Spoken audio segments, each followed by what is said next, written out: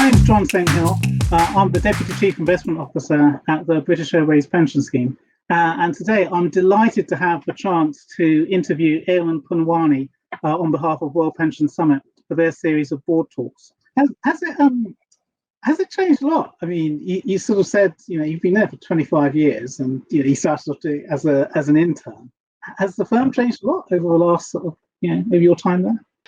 One of the things that has changed is, as we're seen as a prominent firm with a strong reputation, our clients expect us to be able to influence the industry, not just look after their needs. And so, building relationships with governments and regulators is important. And a really good example was our recent campaign led by Steve Webb, the former pensions minister, who's now a partner at LCP, which was to correct the systemic underpayment of women's state pensions. And that was a sort of concerted campaign. And the announcement from the Office of Budgetary Responsibility a week or two ago has now fully acknowledged this, and the government has agreed to spend £3 billion to put right this injustice. So I think that is not the sort of thing we would have been thinking about as being within our remit when I started, but now we are finding that we have prominent clients who expect us to use our influence for the greater good.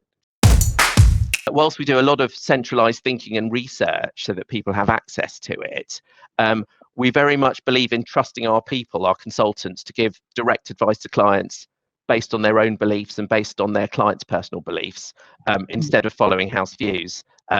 So the centralised thinking is there, but people are free to give the right advice that they see fit, and we have to trust people to do that. And I think that's particularly important and essential to keep that aspect of our services as we grow. But you're in a unique position because you get to see lots of different firms, lots of different types of situations, and I'm curious, do you see any patterns in or any hallmarks for for how good decisions get made around board tables or around trustee groups? Yeah, as I'm sure you'd see and expect, John, every trustee board and corporate board does have its own culture. But I think something we're seeing which is really positive is a major drive on diversity to improve decision making, so that boards don't just fall into a culture of groupthink or listening to the loudest person or the chair actually dominating decisions. So I think the best trustee chairs do find a way to bring in everyone's views and ask probing questions and end up with an outcome that is better than anyone could have thought of going into the meeting. Using your sort of actuarial crystal ball, and applying the idea that what's unprecedented, what's going to change. How do you think that technology is going to change pensions? Because you've alluded to technology being an issue, and being an enabler for improvement in delivery earlier in our conversation. In terms of the application to pensions and technology, I talked a little bit about how better analytics and better communicated analytics will help decision making. But I think it goes further than that. And I think, in a way, it's ironic because most pensions professionals are quite tech savvy, but nonetheless, I think in many ways our industry is quite far behind other industries in embracing technology. So I think going forward, we will see integrated technology platforms that cover the full pensions journey.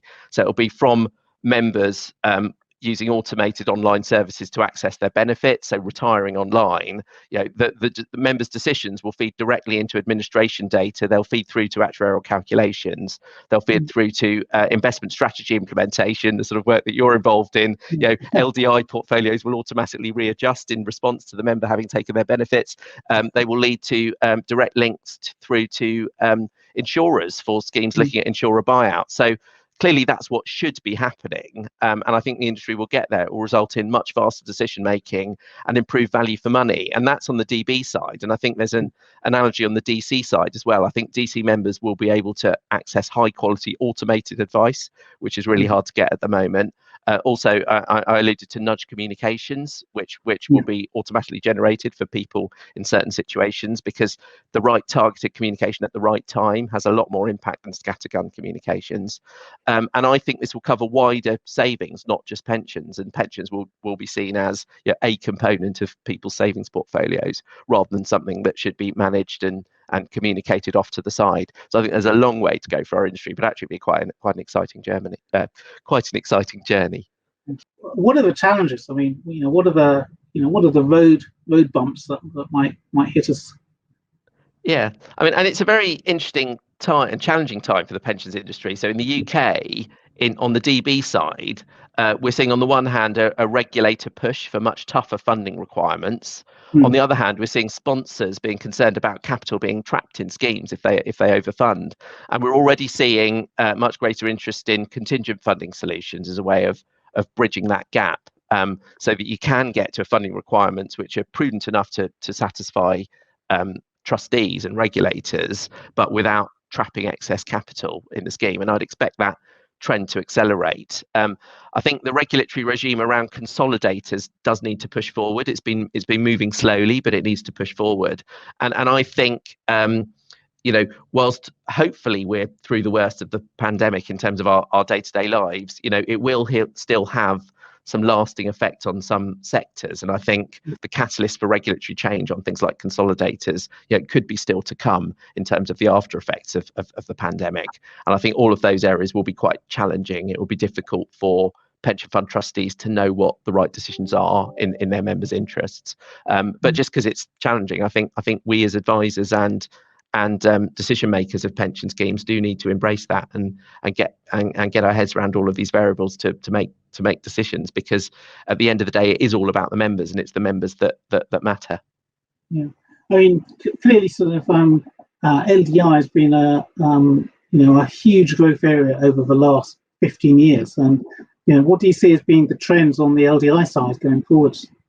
Yeah, so I think LDI has been a significant success and is getting more sophisticated. I think people will see LDI as one component of de-risking. So I think people will view investment strategies compared to things like buy-ins and buyouts or longevity transactions as being a series of tools within a menu of options in order to reduce risks. And it's interesting that buy-in and buyout volumes have held up really well, sort of 30 billion or so in 2020, and maybe 55 billion if you include longevity hedges as well. And I think we're probably expecting a similar year for 2021 as well.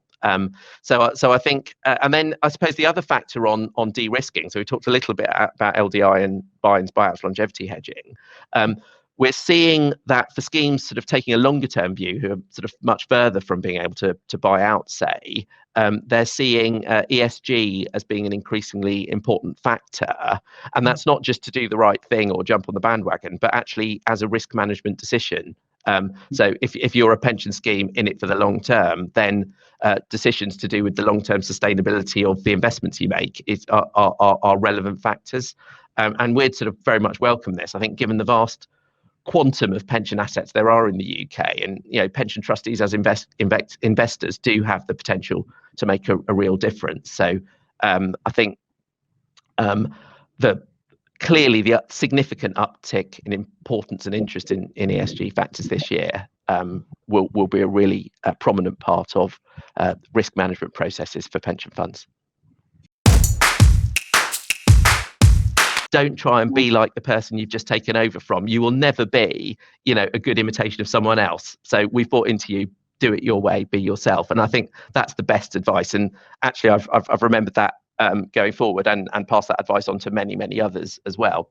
Go on then. How about you, John? What's the best and worst advice you've had in your career? Learn as much as possible and share ideas, I think, is probably the most enjoyingly useful thing that anybody ever told me, and which I've continued to sort of rely on throughout my life. And I've always said to people, just if you have a chance to learn something new, learn it. You never know when it's going to come in useful.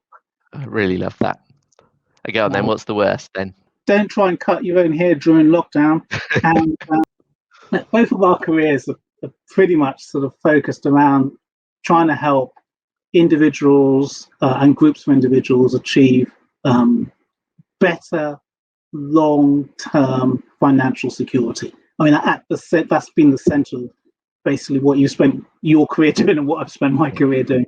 So for you personally, what's the perfect retirement?